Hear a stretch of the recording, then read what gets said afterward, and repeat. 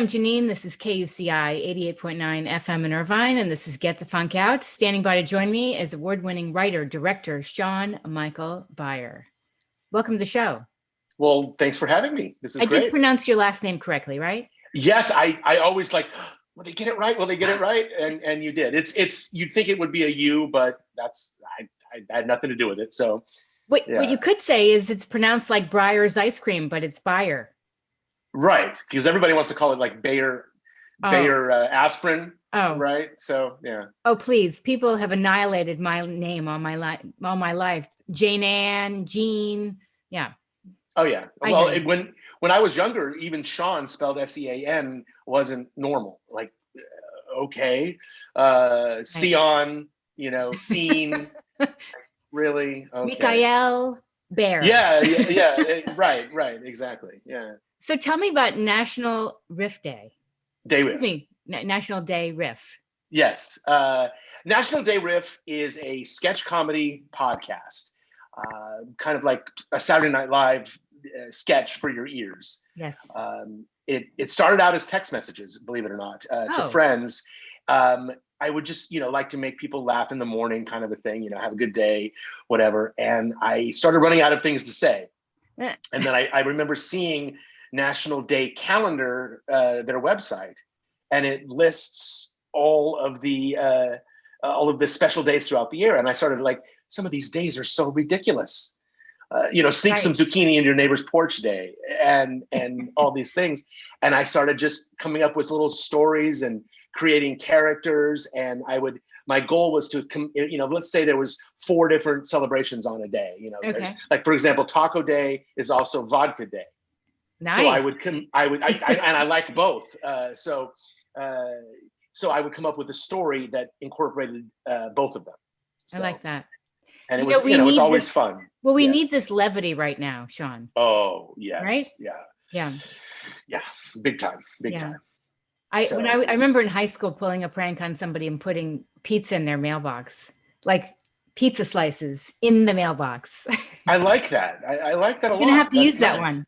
Yeah. It's I mean, we do special, like, epic holiday ones. We have a Thanksgiving one coming up that releases next week, and then our Christmas one, which I'm still editing, is Rudy the red-nosed strange deer.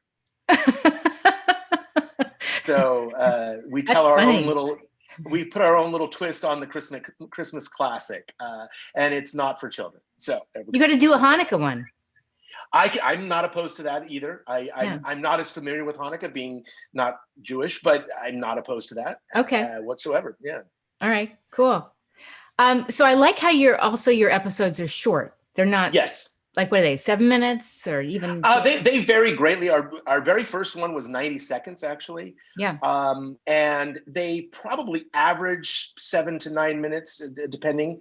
And then some of our bigger, more epic ones, like our Halloween, our Christmas, Thanksgiving, the 4th of July, those are longer. Yeah. We have our Broadway musical one that's like 17 minutes long. So we actually recorded original songs and sang them. And that came out. Yeah. And tell me again where you're located. Anywhere you can get podcasts, we are. You can see all these little icons here. Apple Podcasts, Google, TuneIn, Stitcher, Spotify, iHeartRadio, Pandora. All of those, you can get it. Anywhere pretty much you can get your podcast, you can find us. Cool. And on our website, nationaldayriff.com, will take you anywhere you need to go, and you can learn all about the show there as well. Do you find that, especially now, here we are, 8 months in to quarantine? The year of hell? The year of hell. I went to Lowe's and they had Christmas trees up early October, and I'm like, really? Do you find that you've become more creative and you're thinking of funnier things because of what we're going through? Now, yes. Yeah. When it first started, it destroys your creative energy. Yes, it does. You don't, like, none of us have ever experienced this in our life. And, they said it was going to be 2 weeks. I'm like, 2 weeks, I can live with 2 weeks. Yeah. But then when it's been going on and on and on and on, and I won't get into my political side of or opinions of this, but at first I found myself obsessed with social media and the news, which was a big mistake because it just causes stress. Massive. Yeah, but I wasn't writing as much. We still did the podcast, but it wasn't as frequent. Yes. And then I thought, what am I doing? I have all this downtime. I can be, working on whatever it is. And so I sort of just kind of flipped the mindset. Yes. And like, okay, now it's time to make things happen. Yes. We can't do anything else. Right. So I really started getting, the nose to the grind, if you will. Right. And came up with new episodes, and we're all working from home and recording. Most of my phone's beeping here. Most of my voice actors, I have them in Pittsburgh, I have them in Rhode Island, I have them obviously here, and all of them record from home.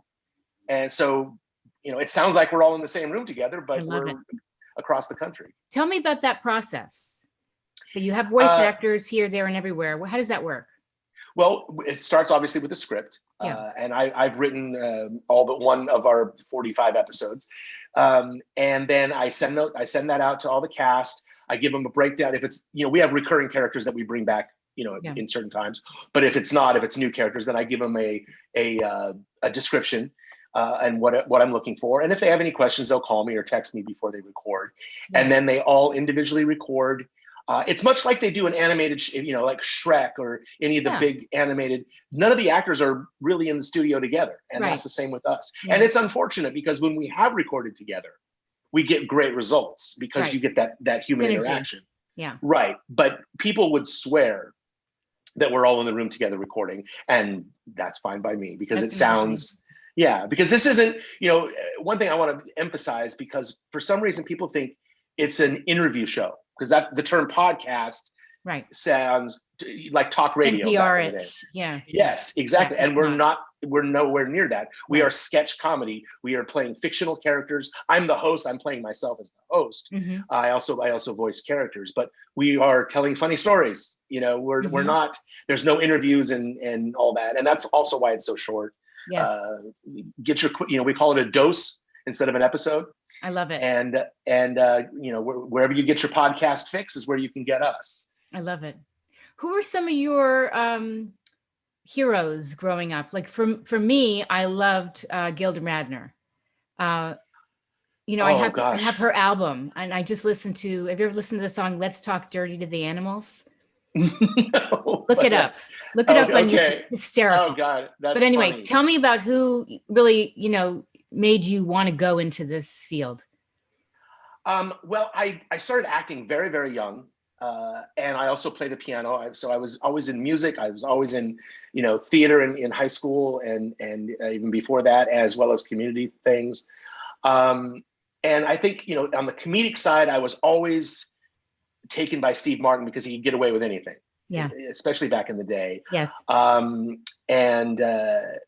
So it's, I know just anybody that really can get away with breaking the rules. Yes. That's what I like. I mean, I don't want to play by the safe little, our show is technically R-rated, not, not disgusting or anything like that, but we push the boundaries a little bit, and that's just kind of my thing is thinking outside the box, taking risks with comedy. Sometimes it works, and once in a while it doesn't, and that's okay. That's part of the process. That's good. But as long as people are entertained, I don't do this for myself. I do it to, to spread joy, to make people laugh. And, my mother's in Pensacola, Florida, and she's like, gosh, I needed that right now, Really? And that's awesome. That makes me feel great. Yeah. So your mom's one of your big fans. That's cool. Oh yeah. She's like, she goes, I don't know where this came from. Not me. So, that's good. Yes. She's not like Sean. Clean it up. No, please. She'll drop the F-bombs like the best of us. But love it. She likes it. My grandparents who have since passed, but her parents, both had very dry senses of humor. My grandfather was a musician as well. He played guitar, Mm-hmm. and they've always had that dark sense of humor. I definitely inherited that, and that's okay with me. I'm very dry with my humor, and absolutely very sardonic, with the way I approach things. But that's my style, and I'm sticking to it. And having a sense of humor is a wonderful thing to have in life, because life can get so serious, as we both know, especially right now. So I feel like that is such your shield, your armor to get through tough times, having a sense of humor.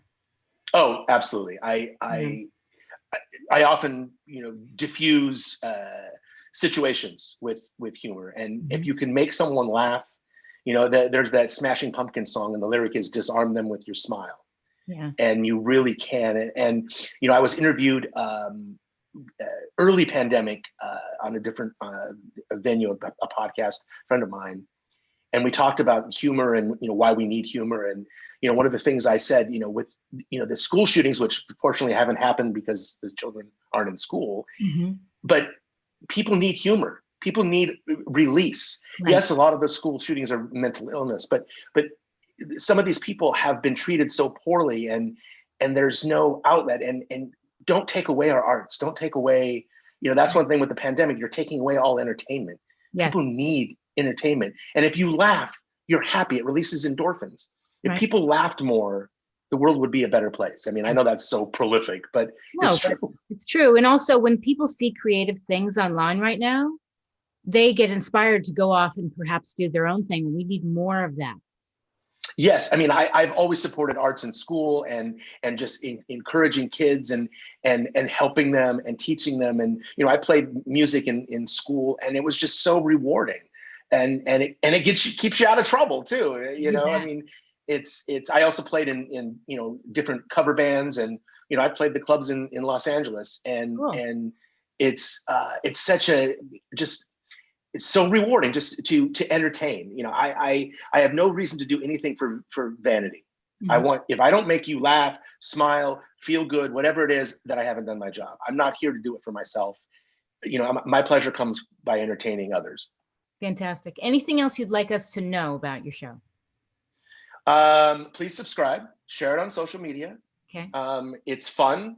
It's lighthearted. We also have a YouTube channel where you can get microdoses, which are even shorter. They're 30 seconds long, and we make fun of the days as well in a different kind of way. It's video instead of just audio. So yeah, just like I said, show the love, share the show, tell everybody about it, and Will do. All right, Sean, this has been great. Or should I call you what people probably called you when you were little? Sean Michael Beyer. Yes. Right? Yes. L'chaim. Yeah. I'm going to have to help you with that Hanukkah riff.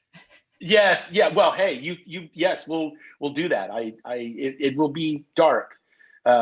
Yes. So. Okay. I am a voiceover actress. Full disclosure. Well, I always need new voices. So yeah, we'll talk. Yeah. Okay. Sounds good. All right. Thanks, Sean. Be well.